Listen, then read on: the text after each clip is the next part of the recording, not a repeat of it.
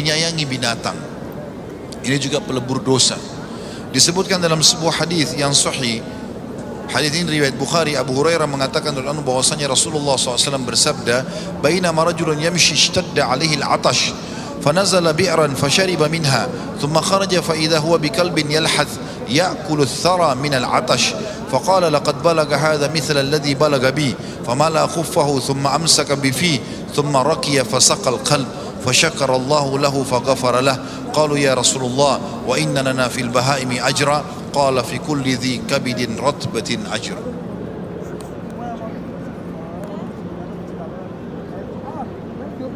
Pada saat seseorang sedang berjalan, kemudian dia merasa kehausan, kata Nabi SAW, maka dia turun ke sumur untuk minum. Tak kala dia keluar, dia melihat seekor anjing sedang mengulurkan atau menjulurkan lidahnya, menjilat-jilat tanah yang basah karena kehausan. Maka dia pun berkata, anjing ini mengalami seperti yang kualami sebelumnya dari kehausan. Lalu dia memenuhi sepatunya dengan air dengan cara turun ke sumur tersebut, lalu menggigitnya dengan mulutnya, lalu dia naik dan memberi minum anjing tersebut. Maka Allah pun berterima kasih kepadanya dan mengampuninya. Maka para sahabat bertanya, wahai Rasulullah, apakah kami akan mendapatkan pahala atas kebaikan terhadap binatang? Maka jawab Nabi SAW, pada setiap hati yang masih basah ada pahalanya. Artinya semua yang punya jinut kehidupan ada pahala. Hewan pun teman-teman sekalian tetap mendapatkan pahala. Ini tentu berhubungan juga dengan hadis yang lain. Hadis riwayat Muslim, Abu Hurairah juga meriwayatkan Rasulullah SAW bersabda, "Annam ra'atan bakiyah ra'at kalban fi yaumi harin yatifu bi bi'r qad adla'a lisanahu min al-'atash fanaza'a lahu bimukiha faghafara laha." Ada seorang wanita pelacur melihat anjing sedang mengelilingi sumur pada saat hari sangat panas dan menjulurkan lidahnya karena kehausan. Lalu dia melepaskan sepatunya dan memenuhinya dengan air dan memberi minum anjing tersebut. Maka Allah pun mengampuni dosa zinanya gara-gara itu. Dan ini menandakan luar biasanya bagaimana Allah Subhanahu wa taala berterima kasih kalau ada seseorang menjaga dan juga memperhatikan hewan-hewan, ya. Tentu di sini teman-teman, hewan-hewan yang dimaksud adalah hewan yang dalam keadaan genting seperti ini, ya, dan masuk dalamnya hewan-hewan yang diperintahkan untuk diternak. Kalau hewan-hewan yang dasarnya diperintahkan untuk dibunuh, maka itu tentu keluar daripada hadis ini. Seperti misalnya hadis Nabi SAW, ada 5 hewan yang harus dibunuh baik di wilayah haram atau di luar haram. Maksudnya wilayah haram adalah Mekah, Madinah, atau di luar haram. Kan di wilayah haram tidak boleh dibunuh hewannya, gak boleh cabut pohonnya, ya. Mekah sama Madinah itu ada hukum sendiri. Orang kalau buat dosa dilipat gandakan dosanya, kalau buat pahala dilipat gandakan pahalanya. Maka ada binatang 5 kata Nabi SAW dibunuh di wilayah haram atau di luar haram. Lalu Nabi SAW sebutkan tikus, ya.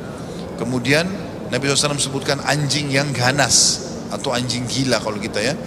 Kemudian yang ketiga masuk burung gagak yang bagian dadanya berwarna bulu putih. Kemudian masuk di dalamnya juga, ya, kalajengking dan ular, ya. Juga dalam hadis lain disebutkan adalah cicak yang boleh dibunuh. Sebagaimana Nabi SAW mengatakan siapa yang bunuh cicak dia akan mendapatkan 100 pahala. Maka ada binatang yang disuruh bunuh. Kalau selain daripada ini, maka mendapatkan pahala dengan izin Allah SWT walaupun memberikan minum. Ini saya juga ingin titikberatkan karena kita akan masuk Idul Adha teman-teman sekalian. Di antara sunnah Nabi SAW adalah berbuat baik pada hewan. Perhatikan hadis Bukhari. Kata Nabi SAW, Allah memerintahkan kalian berbuat baik dalam segala hal, enggak terkecuali apapun itu. Semuanya. Kalau kalian harus membunuh, bunuh dengan cara yang baik. Di kancah peperangan berhadapan sama musuh, kalau kita sudah tusuk selesai. Enggak ada lagi mutilasi. Gak boleh dicongkel matanya, potong kupingnya, gak boleh. Dalam Islam dilarang.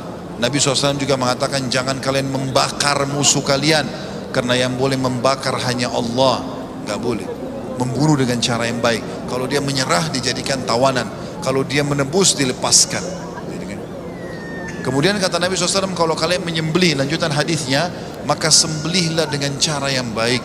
Tajamkan pisau kalian dan buatlah sembelihan kalian tenang.